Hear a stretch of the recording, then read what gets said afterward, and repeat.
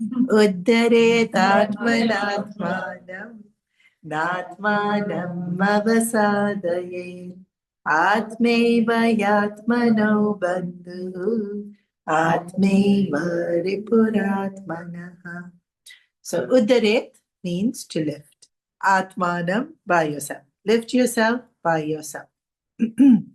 And so we saw that lifting is not always easy. And I gave the example of even getting up from the chair if we muscles are sore. But push up, right?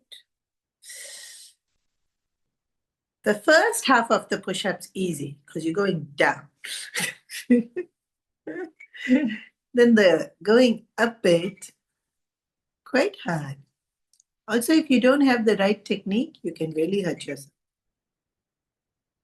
Lifting requires technique and also is difficult. But the hardest one is those pull-ups. Those are so hard. Like if you see somebody doing it like, wow, you can't help but admire them because those are really hard to do. Lifting is difficult. Lifting something else is difficult. Lifting ourselves is difficult. And yet this is the instruction. Lift yourself by yourself, which shoots every romantic notion. This romantic notion, somebody will come and save me. Not just Prince Charming on a horse coming to save me. Even Guru will save me. Or, doctor will save me. Or anything. We constantly wanting somebody else to save us, rescue us, fix it. All those magic movies where they literally wave the wand and then I look different. If only life was like that. But it would be horrible if life was like that. Because we wouldn't grow at all. So, lift yourself by yourself. The first thing about this is not having any kind of romantic notions of thinking you're going to be rescued. People supporting us, helping us, guiding us is very different. But in people supporting us, we also work. Guiding us, we work. That not wanting to work bit is making ourselves miserable. So lift yourself by yourself. It's also said because only we can lift ourselves by ourselves. So maybe physically somebody might be strong and be able to lift you. But our mind is so interesting. Even our mind can get super easily influenced. So, everybody's giggling. We've all experienced this. And we don't even know what they're giggling at. And then we also laughing. And it's like, what you laughing at? I'm like, I don't know. But it's kind of like contagious sometimes when people are giggling. And definitely true with grumpiness also. Sometimes we're grumpy just because everybody else around us is super grumpy. So our minds can get easily influenced. But also we have experienced our minds can be so, like somebody's genuinely trying to cheer us or genuinely trying to, make us feel better. And we, no. Like we just don't want to budge. And usually when kids do it, it's quite cute. Because they'll half smile and then they look at you and they remember, no, I'm angry with you. As adults, we do it, it's not so cute.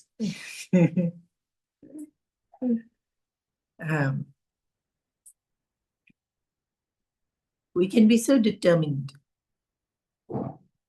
not to get influenced. And it can be positive also. I'm in a good mood. And then I'm determined. I'm not going to let somebody else's bad mood get me down. So, Uddaret Atmanatmanam is also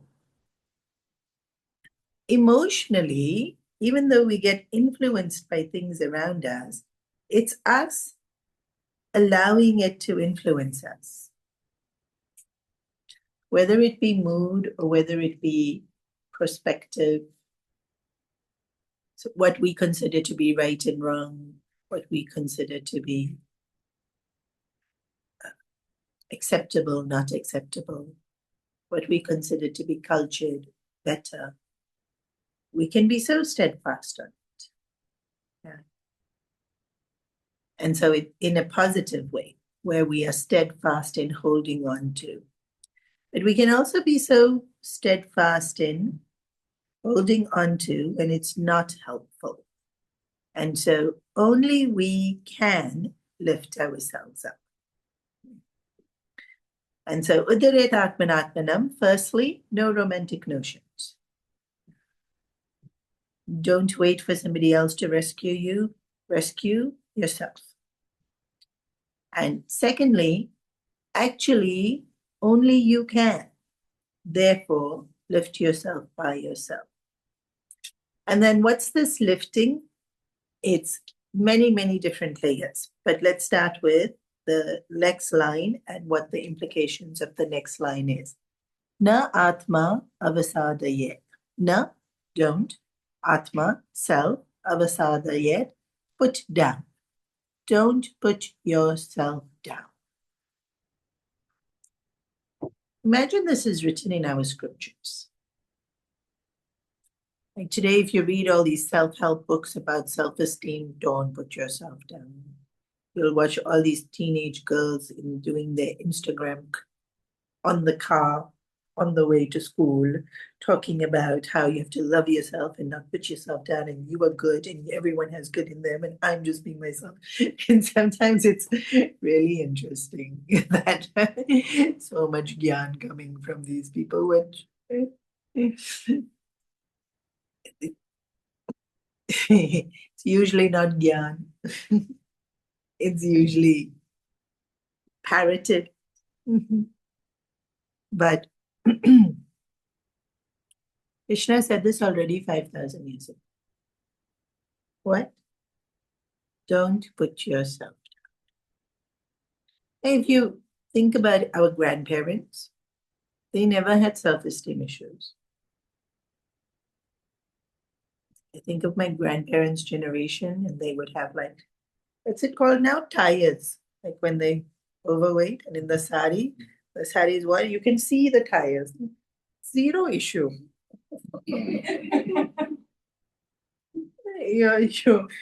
Your problem if you don't like them. This is life. I've had 6 kids, 7 kids, 8 kids, 9 kids. They really did have that many kids. So many Diwalis, so many Ganesh Chaturthis, had to have the Modakas. This is me living my life here. They're not hiding it. They're not ashamed of it. It was just, it's there. Or, if they had some what or some scar or something, it's like, it's there. It's just like, the sun is in the sky. It's there. It was as simple as that. And maybe some people had vanity. I'm not saying nobody had vanity, but self-esteem issues, they didn't exist. I think I've mentioned to y'all also once I was traveling with Guruji, 1996. It was in America. And some person had asked Guruji for some time, private time, and then, Guruji came out of the room and then he said, you a psychologist, at that point I was in first year. university to study psychology. I wasn't yet a psychologist, but you a psychologist? Come here. What is low self-esteem? And I said, Guruji, it's when the person doesn't like themselves. He's waiting for me to say more. There's nothing more. Guruji, it's when the person doesn't like themselves. So then after, why? Why they don't like themselves? It's something about themselves. Usually most things about themselves they feel is not likable. Change it. You don't like it, it's you only, right? If it's you only, change it. Why you don't like it and keep it? I don't understand. I loved it. I had so much low self-esteem issues growing up as an NRI in Australia. I'm looking at him and I'm thinking, yeah.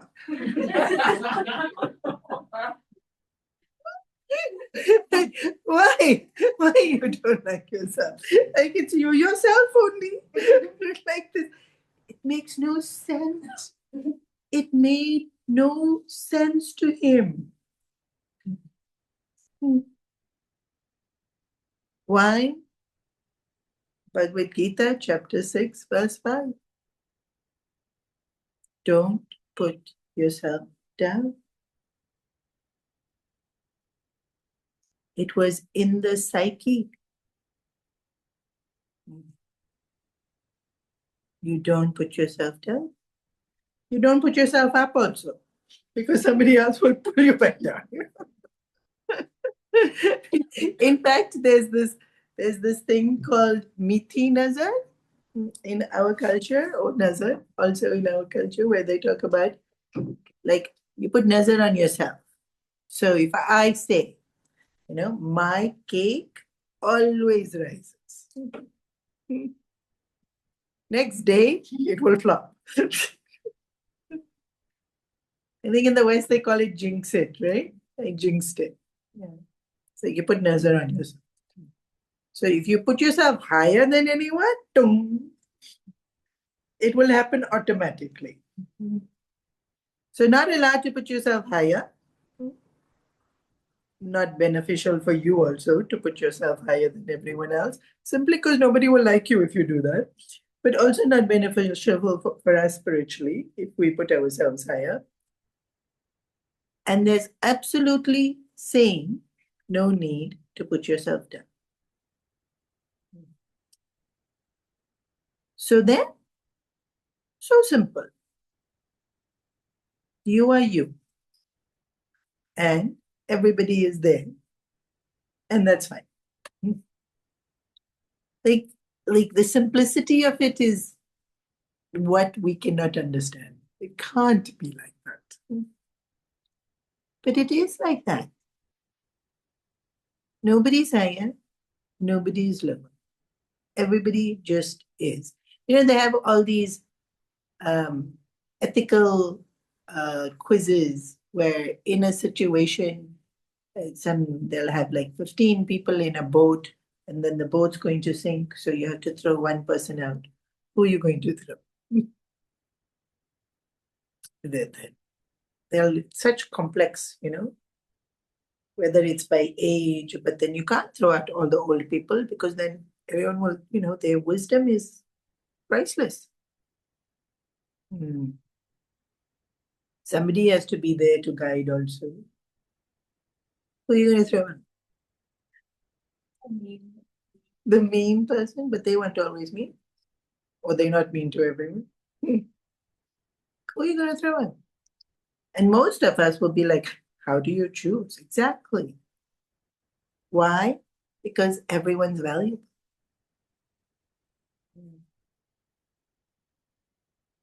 None of us would be able to choose. No one's better, no one's worse. Everyone has value. Don't put yourself down. So from a low self-esteem point of view, this class can become a low self-esteem class, but I'm not going to do that. Also so important that to remember why Krishna is saying this. Like, our goal is Brahman, and the scriptures are constantly telling us we are divine. And when we put ourselves down, already we're limited. Body is limiting us, mind is limiting us, world is limiting us, resources are limiting us. Then we put ourselves down and then we're limiting ourselves so much. This is like not outside forces limiting us, this is now limiting ourselves. And so potential can most definitely not be reached if we are going to put ourselves down. And we cannot be instruments of the divine if we're going to put ourselves down. Somebody gave a compliment because we're doing bhajan rehearsals. Somebody said, Swamini ji knows so much about music. That's such a joke. I know so little about music. Like anyone who truly knows about music would be like horrified to hear that compliment. But the little I know is because he needs me to know. Shishubiyar songs, nursery rhymes were needed. Nobody else was going to write them because they're too busy being so beautifully musical, and Shishubiyar doesn't need so beautifully musical. So I will do. We're doing Hanuman Chalisa in 11 different tunes. I'm not going to be singing them, but little bit she should know. So she should know. If I know anything, it's instrument. And actually it's minuscule. What I know is minuscule. So, but to be his instrument, if I put myself down, I can't be his instrument. If we have to sing, and then I say, no, I can't. I'm the worst singer. If I sing, the whole room will be empty. Putting myself down. How? Shishu songs will not happen. Inspiration for 11 tunes will not happen. I'm not deluded. I'm not going to say I'm amazing. But if we put ourselves down, he can't do his work through us. And if I don't have the talent, then his work through us is simply for me to find the right person to do it.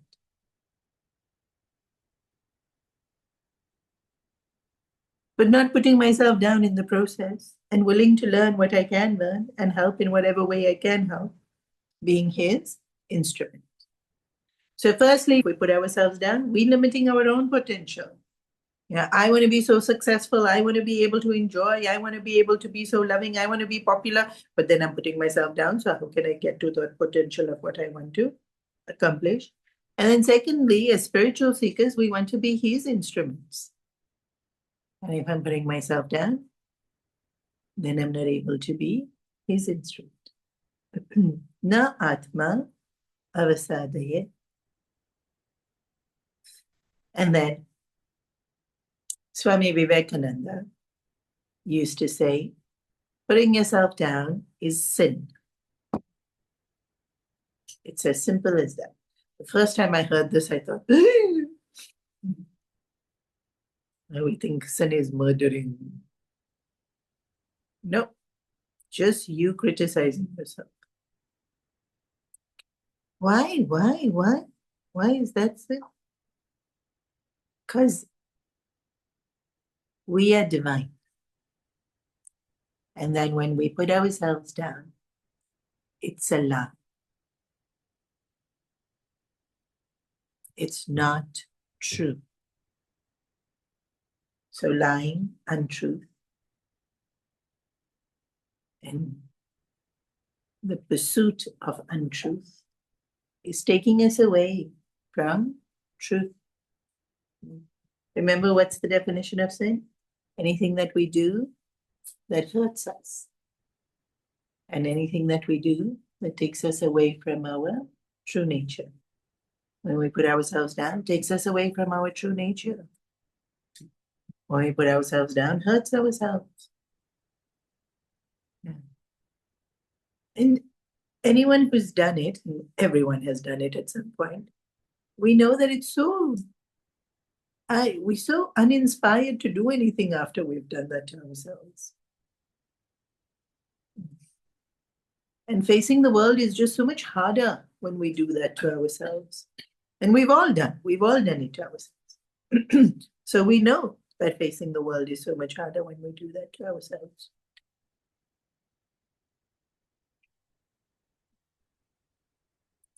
I think the shock of Swami Vivekananda's statement was a big turning point for me. Because otherwise we get so stuck in our own heads, talking to ourselves in a certain way. And we think it's just me talking to myself. What's it got to do with anyone else? Nobody's going to know because it's me talking to myself. And then Swami Vivekananda's statement was, it's not just me talking to myself. Because every single thought is an action.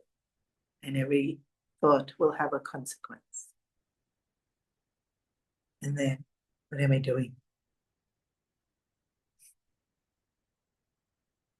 Na atma avadasadaye. Don't put yourself down. And then, not even from a low self-esteem point of view. Don't put yourself down. Uddaret atmanatmanam na atma avasadaret. We can see this in a slightly different way also. So we know, having studied the Gita to some extent, that there are layers of our personality. And so we go from gross to subtle. Most gross is body. Then, I, mind. And then,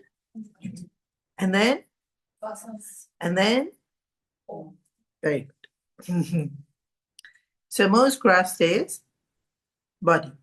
So lift yourself by yourself. First lift will be to mind. Body to mind. Lift. Right? Subtle is higher. Why is subtle higher? That which is more subtle is more powerful and more pervasive. Do you all remember the law? I've only told you all at least 100 times. 108, that which is subtle is more powerful and more pervasive. So, when am I stuck at body? So, if I'm stuck at vanity or indulgence, lift. But worse, when I'm stuck at couch potato or super indulgent, like when we've eaten so many chips that our tongue is fully cut, lips are fully cut, just from the salt. Super indulgent.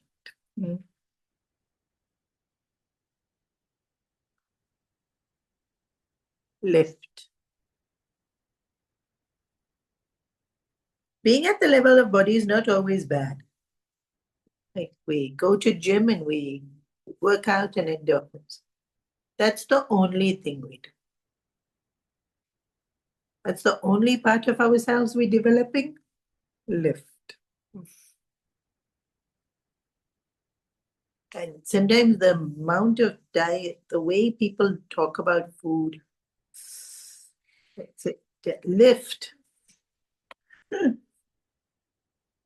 And not in an indulgent way, in like a super clinical, this is this calorie and this is this calorie and this is. It's too much. It's too much. Bhagwan gave you food. Be thankful and eat.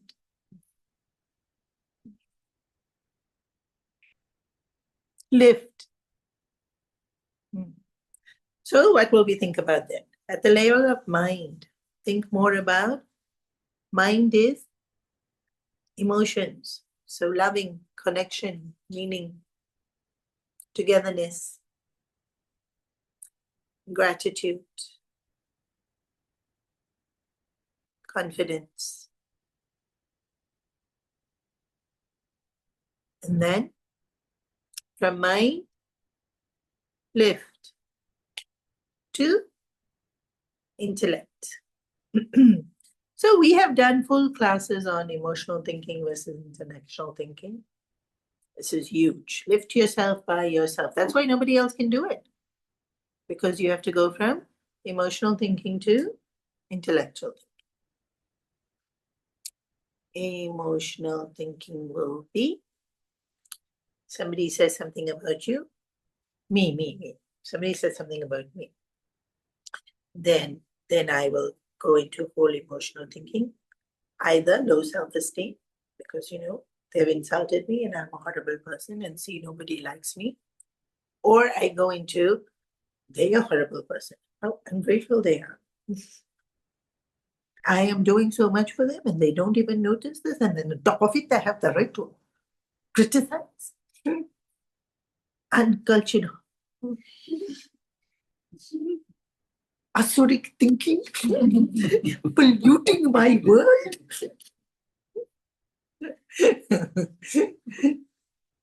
Full tangent. Right? Both are emotional thinking. Whether I blame myself and feel horrible about it, or I blame them and I feel angry and irritated with them. What would be intellectual thinking?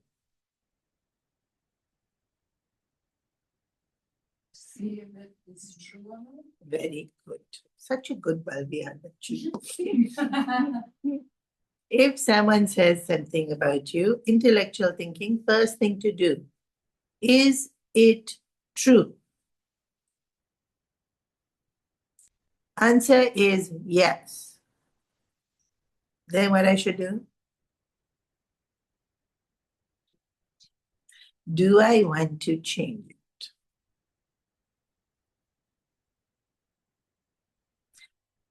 If the answer is no, it's not true, then what do I do about it?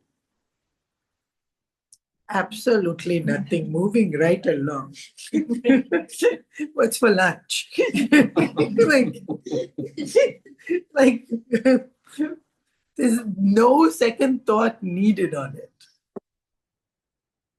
If the answer is yes, it's true, I was upset, insulted by this statement, right? And then answer is true, I am, whatever it is they said I am. I'm bossy, moody, impatient, strict, whatever it is. Then second question, do I want to change it? Answer is no. Then what do I have to do? Nothing. If the answer is yes, then find ways to change it. Starting now. Effect. Emotional thinking was what? How dare they? They had no right. My life is always like this. Nobody never ever understands me or appreciates me. What? All emotional thinking, and it just keeps going. Emotional thinking keeps going, like Korean drama series.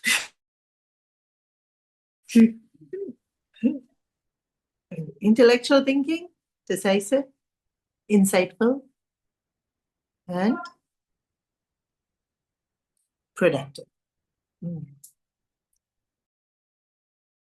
So from emotional thinking, we have to go to intellectual. So firstly, from body, lift to mind. From mind, lift to intellect. Now we said also, mind has lots of good qualities. So from body, when we want to go to mind, all the positive things was connection, belonging, etc., etc. So all those positive things are happening at mind now. I'm connecting. I should still go to intellect because at level of intellect is all the values and virtues. So just connecting is feel good. I feel I belong. I feel I'm comforted. I feel I am validated. But more important, then I move to intellect. And so now at intellect, I'm still spending time with you and bonding with you, but now focus is on virtues, working on my patience, working on my discipline, working on my acceptance, working on my courage, working on my... Because, just talking to someone, you need all of that. You need patience. Sometimes we're so excited to say what do you do, then we cut them off. Like so impatient we are, we don't let them finish sentence. And then there's people who, when they do, when you're trying to talk, wait, let me finish. Wait, let me. Like, and then that judgmentalism, acceptance, understanding, tolerance, all those become intellectual. So I'm still talking to you, same action. Yeah. But I can shift to in the awareness being on the virtues and values that I want to cultivate, lift. Yeah. So I can be hanging with you and it can be all about indulging in food and gossip. It can be feeling connected. It can be while I'm connecting, I'm still introspecting on how I can be more forgiving, be more understanding, be more adjusting, being more disciplined, being more patient, being more courageous, because sometimes to say something takes courage. Or not saying it takes courage. Choosing the right words is intellect. And words can make such a difference.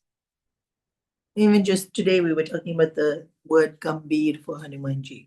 And somebody said it means Karus. And I'm like, how could you possibly call Hanumanji Karus? That would never be the adjective used to describe him if that's the meaning of the word.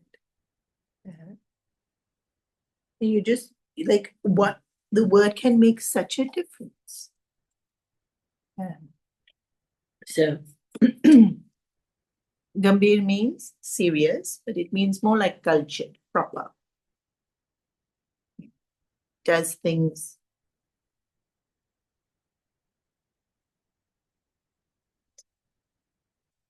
proper.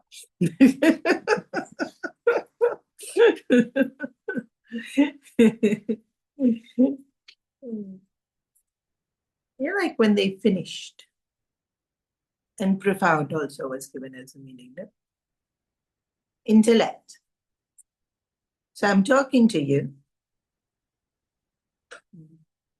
but I am self-aware to use words appropriately, sensitively. That's intellect. I'm still bonding. I'm still connecting. Mind is still happy, but intellect's involved.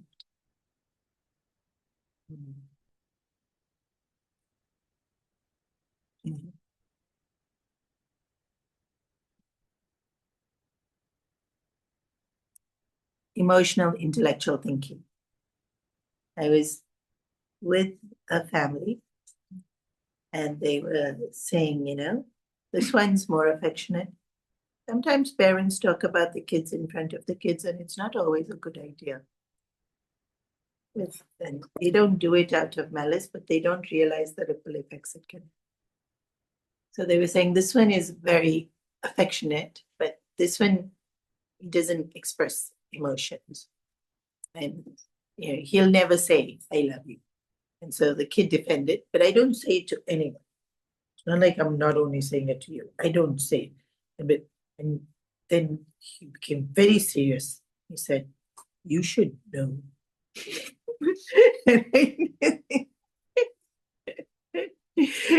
And so in different personality types, right? And you must remember they're kids, they're still finding themselves.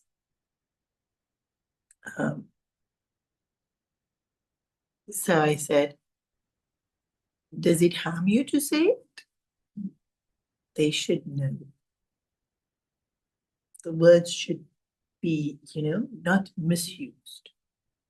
The feeling should be stronger than the word.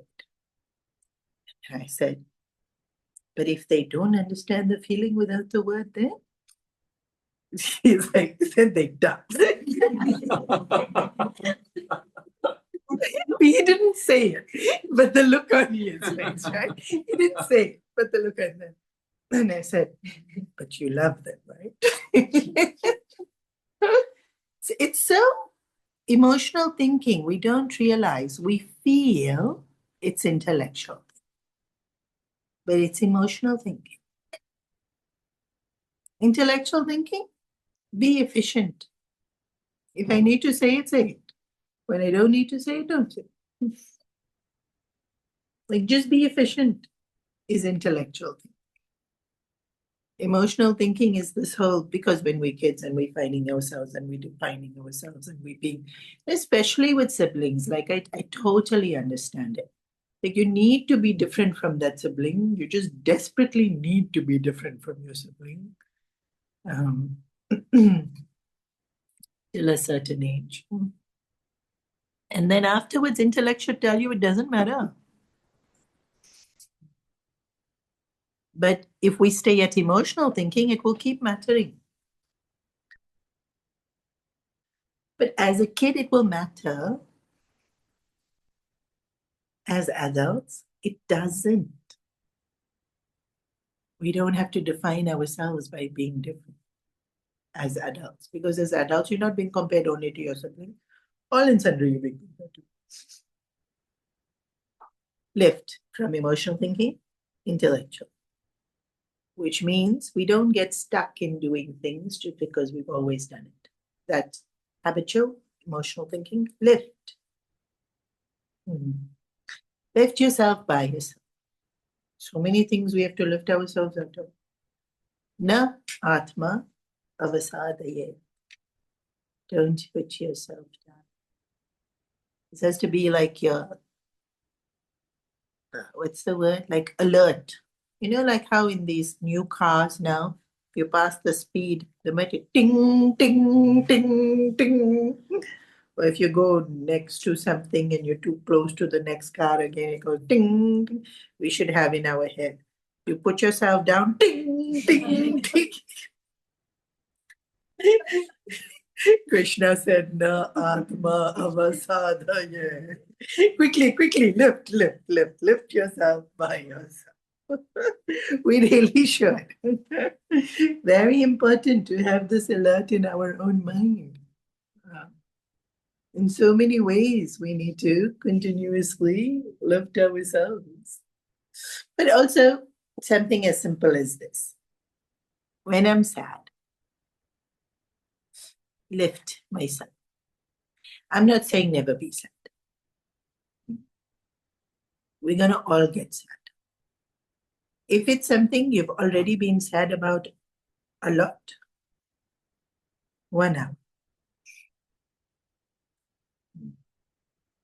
Then, moving right along. Change your energy by doing something physical. Usually sadness is tamas, and so the only way to shake it is movement, work, or laughter yoga. For those of you who have done it, some people really enjoy it. No, you don't. It's okay. Exercise. Or seva. Like just generally with grief and sadness, and we all grieve. We'll all grieve losses in relationships, if we don't get job opportunities, or sometimes it's the smallest thing. You just desperately wanted to go on this holiday and now the dates are not working. The airfare is too expensive. And then you You're so sad that you're not able to do it. And B, it's okay. How long? Should be proportional. Then time limit. When it's not such a big thing, few hours is enough. When it's a big thing, few days is. When it's a very significant part of your life, then it will come and go. So every time it comes, make sure it doesn't last you. When we get jealous, lift ourselves. Spiteful, vengeful, lift ourselves. When we get jealous, we must remember the more we try to pull them down, the more we're pulling ourselves down. And so then the last bit of this verse.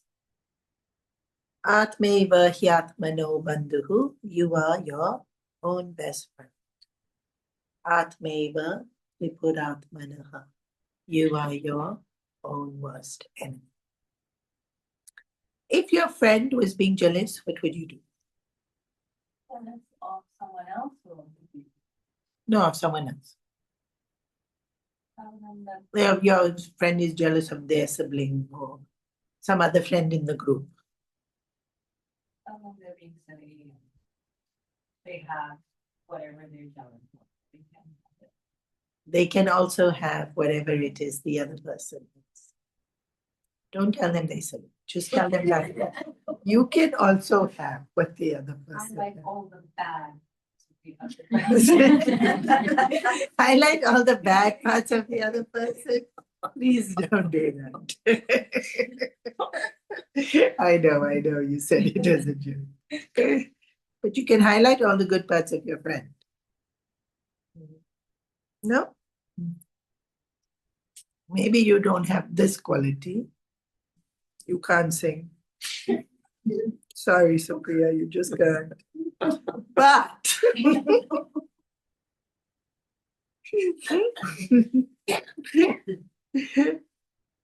and then you have some good qualities, right?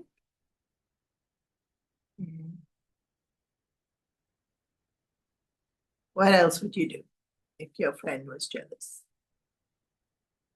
And they driving themselves insane with it.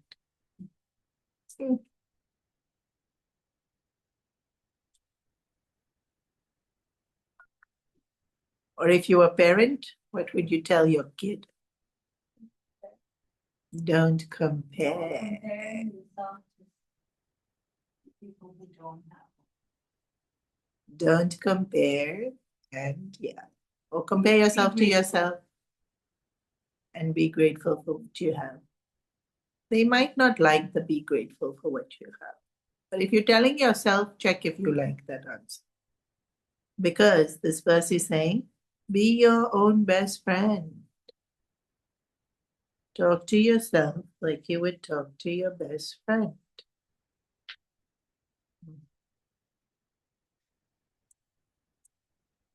And even though that's your suggested option, we can also talk to ourselves like we are our worst enemies. They're like in these mean girl movies. They totally psych the other person to do the thing that's so bad for them. The thing that will make them lose the boy, become unpopular, become insecure. You see, no? Mean Girl. It's been a long time since I watched it, but that's what they do, no? We can do that to ourselves. The way we talk to ourselves, we can be very super mean girls to ourselves. And the way we talk to ourselves can be best friends.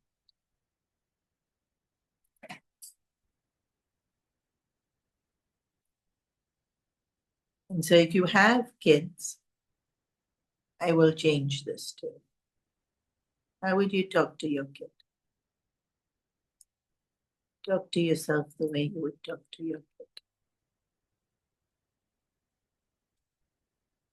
When you're trying to be there for them, not when you're scolding them.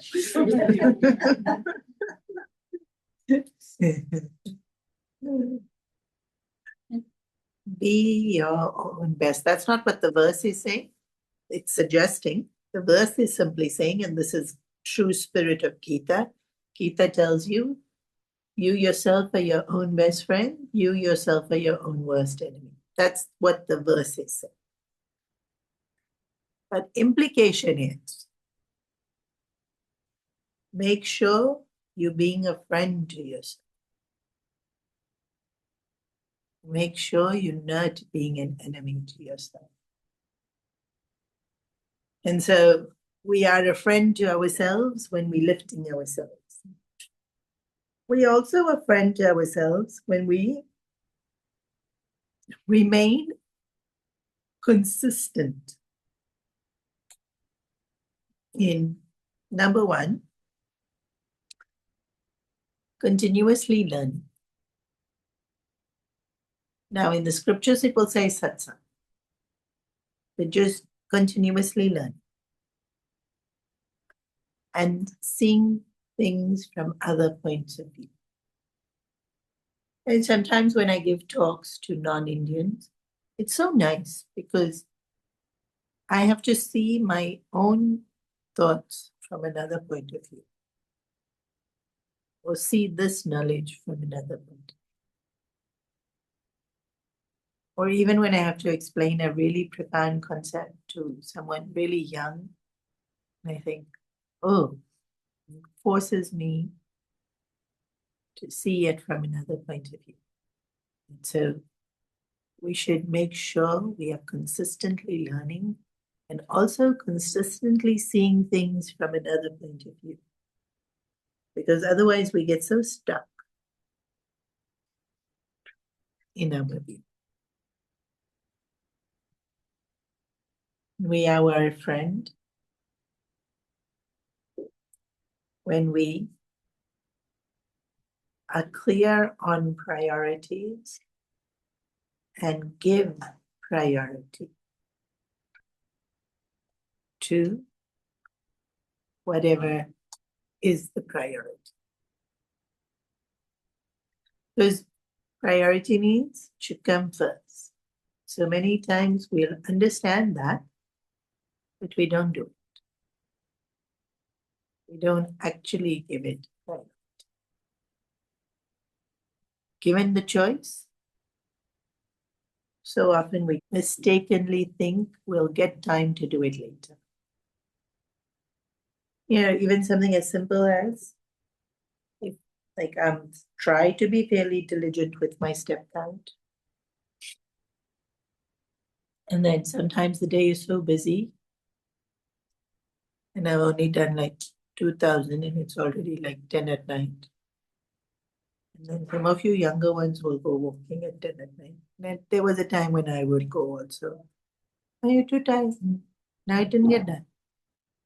A step count's not a priority. Yeah. But the days when I'm, already got good 6, 7 done before 4 p.m., getting the rest done is easy.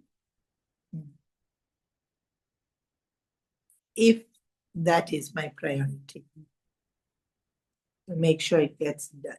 It's not a priority, but the principle's the same. We know it to be a priority, whatever it is. Spending time with the family, taking care of our own health. But we don't give it priority, and then time runs out. So we are a friend to ourselves when we know our priorities and we actually prioritize. So, Uddharet Atmanatmanam. Puja Gurudev, when he speaks in this verse, he explains that all of us have a perception of ourselves. And then in this perception of ourselves, we have an ideal of what we are.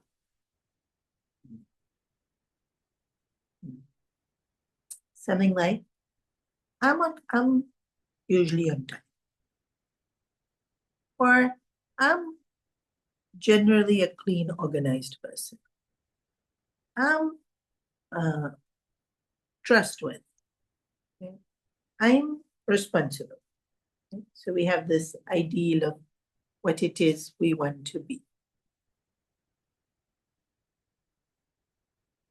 And we usually not that.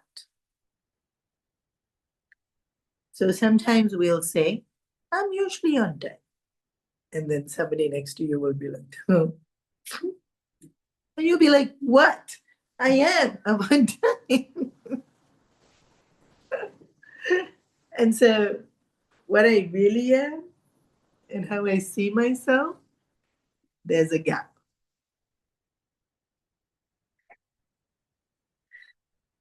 And it can be the other way also. I might think, and I'm not good at technology. Somebody else will say, are you, whoa, you're so much better than me. So the gap can be both to my credit or to my debit. But usually there's a gap. And I'm not even saying how I want to be and how I am, what I think I am, and what I actually am. There's a gap. And for most people, that gap is flattering. Even though most people, if you Google, 80% of the world's population has low self-esteem, but they think they're better than what they actually are. Most. They genuinely believe. Lift yourself. Gurudev talks a lot about this. Lift yourself means to be that thing you actually want to be, that you're not quite doing. So then how to know this? Then there's this diagram that comes in psychology. That square. What's that Johara square? Most of us learn about ourselves. One, we already know certain things about ourselves. Two, other people see things about us that we don't see about ourselves. Then there's things about ourselves that we see and the whole world can see. And then there's things about ourselves that we don't yet know and others also don't. The important window here is what other people can see and we cannot. To be open to see what other people can already see about ourselves that we cannot.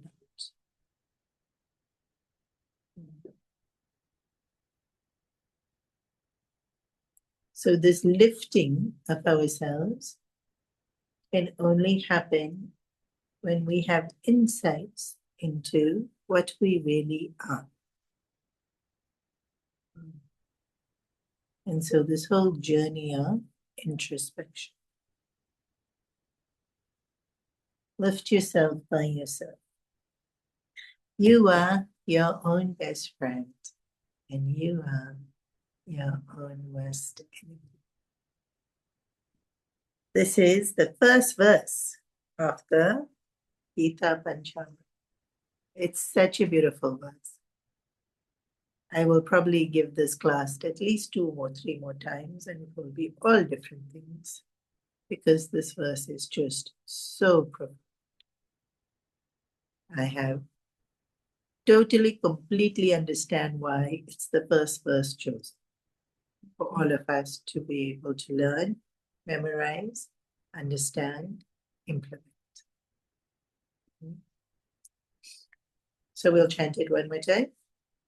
Uddare tatmanatmanam natmanam avasadaye Atmeva yatmano bandhu Atmeva ripuratmanaha Sarve bhavantu sukhinaha Sarve santu niramaya Sarve bhadrani pashyantu Ma kaschit dukha bhave Asato ma satkamaya Tamaso ma jyotirgamaya Mrityorma Amritangamaya Om Purnamada Purnamidam Purnat Purnamudachyate Purnasya Purnamadaya Purnameva Vashishyate Om Shanti Shanti Shanti Hari Om Shri Guru Namaha Hari Om